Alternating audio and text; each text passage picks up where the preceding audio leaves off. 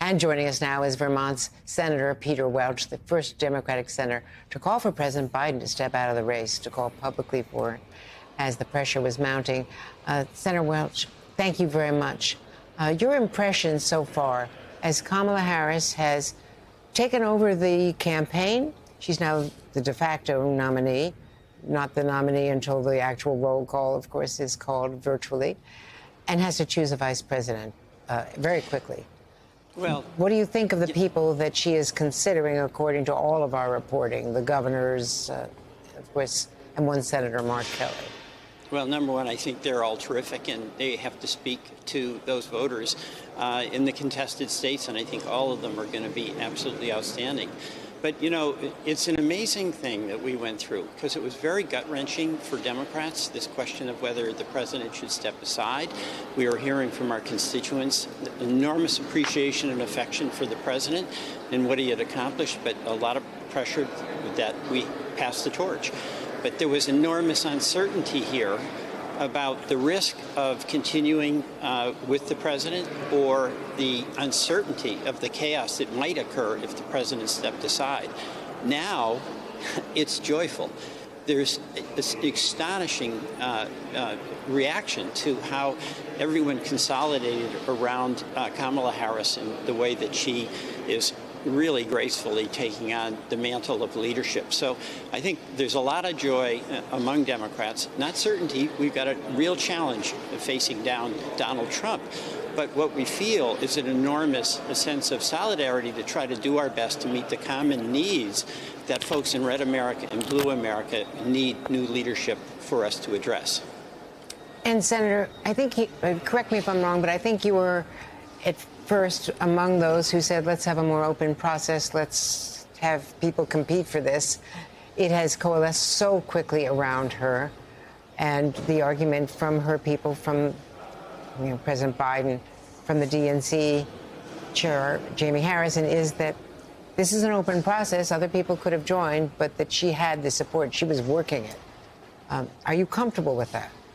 You know, I'm totally comfortable. People have spoken. We don't want to have process for its own sake. We want to have an open opportunity, and the opportunity was there for any other folks who were mentioned as possible candidates. And what did they do? They all endorsed Kamala Harris. Also, I mean, it's relevant that grassroots supporters raised $100 million in a day and a half. It's delegates who are elected in our states, our state of Vermont, unanimously endorse Kamala Harris. Those are rank and file, everyday, hardworking Democrats that aspire to have a new Democratic president. So one of the gifts, by the way, that President Biden gave us was a unified Democratic Party. It was divided on this question about should he step aside. But all of the folks who were mentioned, not just Kamala Harris, as potential candidates, were all united around beating Trump, and all were united around meeting the common needs of people across this country. So thank you, President Biden, for what you did. The grace of your decision, the humility of it, a man who's been determined to overcome any difficulty whatsoever, made a decision, as we all thought he would, on the basis of his ultimate judgment, what's best for the country.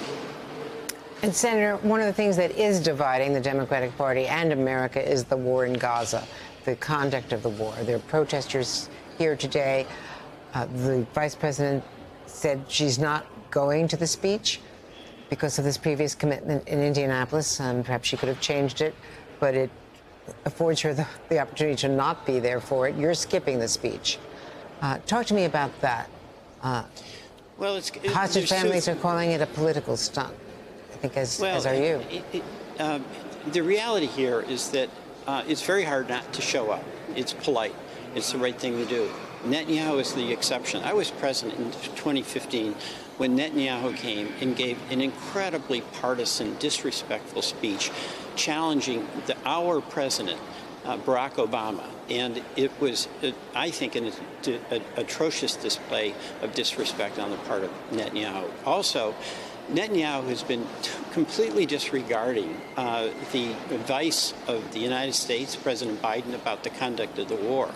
And there's an aspect of this that's not on the level. Unfortunately, the Republicans and Democrats, the Republicans particularly, are trying to make this a partisan issue.